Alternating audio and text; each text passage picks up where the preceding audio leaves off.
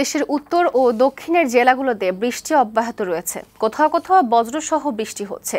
সুনামগঞ্জের দোয়ারা বাজারে চেলা নদীতে বজ্রপাতে 2 শ্রমিকের মৃত্যু হয়েছে। এ সময় আহত হয়েছেন আরও 3 জন। আবহাওয়া অধিদপ্তর বলছে, খুলনা বরিশাল বিভাগ সহ 18 জেলার উপর দিয়ে বয়ে যাওয়া তাপপ্রবাহ আগামীকাল থেকে কমে যাবে। আগামী 2 দিনের মধ্যে বঙ্গোপসাগরে একটি লঘুচাপ সৃষ্টি হতে পারে। একই সঙ্গে সারা দেশে বৃষ্টির প্রবণতা বাড়বে। জেলা সংবাদদাতাদের সাথে নিয়ে বিস্তারিত জানাচ্ছেন ফাহিম মোনায়েম। এমন মেঘের গর্জন ঢাকার আকাশে। কালো মেঘের ফাঁকে সকালে উকি দেয় সূর্য, বইছে হিমেল হাওয়া। এর মাঝে কোথাও আবার গুড়ি গুড়ি বৃষ্টি হচ্ছে।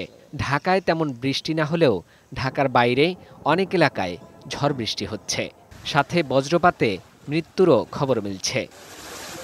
আবহাওয়া অফিস বলছে, রাজশাহী, পাবনা, রংপুর, বগুড়া, টাঙ্গাইল, ময়মনসিংহ, যশোর, কুষ্টিয়া, চট্টগ্রাম, কক্সবাজার, বরিশাল এবং সিলেট অঞ্চলের অনেক এলাকায় বৃষ্টি ও বজ্রবৃষ্টি হচ্ছে, যা অব্যাহত থাকবে।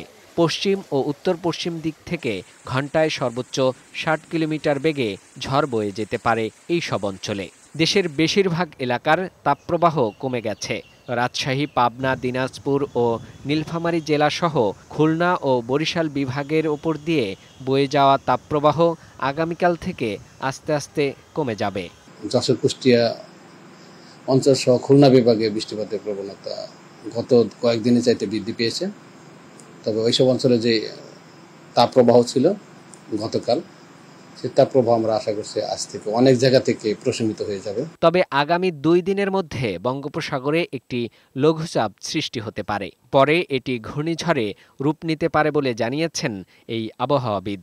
লঘুচাপ সৃষ্টি হওয়ার যে প্রিকন্ডিশন যেগুলো লাগে, তার যে অনুকূল পরিবেশ লাগে, সেই পরিবেশগুলো মোটামুটি তৈরি হয়েছে। বিদায় 22 তারিখে একটি লঘুচাপ সৃষ্টি হওয়ার সম্ভাবনা আছে এবং লঘুচাপ সৃষ্টি হলে তারপরে আমরা দেখব যে কতটুকু ঘনীভূত হতে পারে অথবা কোন দিকে তার মুভমেন্ট হতে পারে।